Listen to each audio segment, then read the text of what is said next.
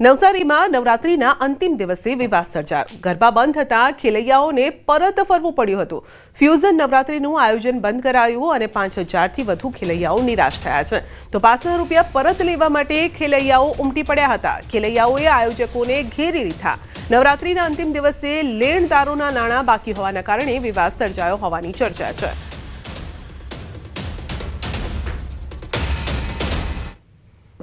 અમરેલીમાં ગાજવીજ સાથે ધોધમાર વરસાદ વરસ્યો છે। વાડિયા સહિતના ગામોમાં વરસાદી માહોલ જામ્યો છે। ભારે વરસાદના કારણે રસ્તા પર પાણી વહેતા થયા છે।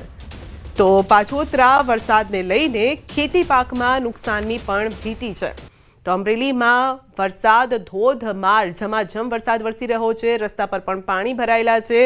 બજારમાંથી ક્યાંક નદી વહેતી હોય તેવા દ્રશ્યો વડિયા સહિતના ગામોમાં વરસાદ છે। વધુ અપડેટ મેળવીશું સંવાદદાતા રાજન પાસેથી। જી રાજન, ચોમાસું ગયું પરંતુ પાછોતરો વરસાદ ખેડૂતોની ચિંતા વધારી રહ્યો છે। અમરેલીમાં આજે વરસાદ બિલકુલ સંધ્યા, આમ જોવા જઈએ તો છેલ્લા 5 દિવસથી અમરેલી જિલ્લામાં સતત વરસાદ પડી રહ્યો છે।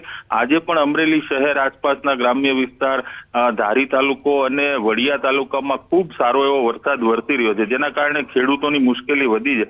કારણ કે મગફળીનો પાક હવે તૈયાર થઈ ગયો છે, પાથરાઓ ખેતરમાં પડ્યા છે, પરંતુ વરસાદના કારણે તૈયાર થયેલી મગફળી બગડી રહી છે। બીજી તરફ પવન ફૂંકાઈ રહ્યો હોવાના કારણે કપાસના પાકને પણ મોટી નુકસાની થાય તેવી સંભાવના છે। જી સંધ્યા। જી, આપનો આભાર।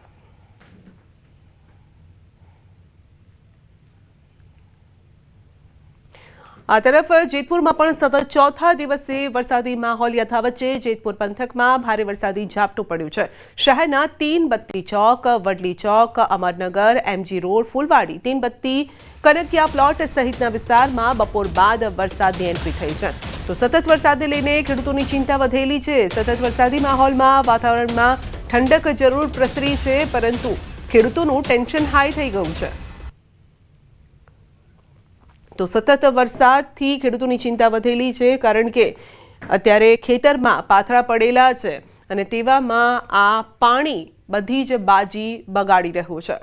આ વખતે સિઝન ફેલ થવાની ખેડૂતોને ચિંતા સતાવી રહી છે, કારણ કે એક તો પાણી અને ત્યારબાદ ભેજ આવી જવાના કારણે જે પાકના પછી જે પૈસા મળવા જોઈએ, જે ઉપજ મળવી જોઈએ તે નથી મળતી અને ખોટ ખાવાનો ખેડૂતોને વારો આવે છે। તો આ વાતને લઈને જ ખેડૂતોની ચિંતા વધેલી છે। તો આ વખતે નવરાત્રિમાં આ વરસાદે ખેડૂતોની બાજી બગાડી છે અને આ વરસાદના કારણે હવે દિવાળી પણ ખેડૂતોની સારી નહીં જઈ શકે।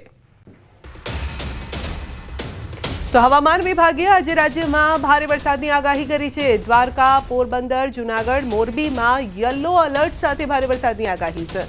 બંગાળની ખાડીમાં ડીપ ડિપ્રેશન બનતા ગુજરાતમાં વરસાદની આગાહી કરાઈ છે।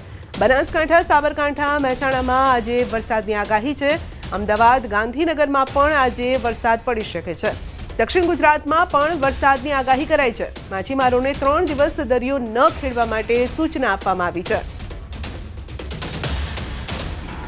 जो अभी जो डिप्रेशन है नॉर्थ ईस्ट अरेबियन सी पे, उसके प्रभाव से हमने आज येलो अलर्ट रखा है। सौराष्ट्र में कुछ डिस्ट्रिक्ट्स में एविडेंस दिया आइसोलेटेड, जिसमें मोरबी है, जामनगर, पोरबंदर, द्वारका और जूनागढ़ है।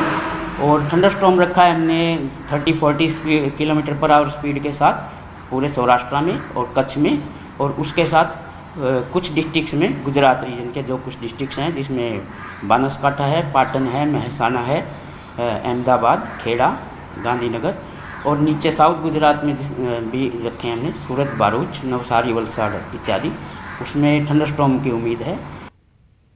बुलेटिन में आगे बढ़ीशुं नानकड़ा ब्रेक बाद।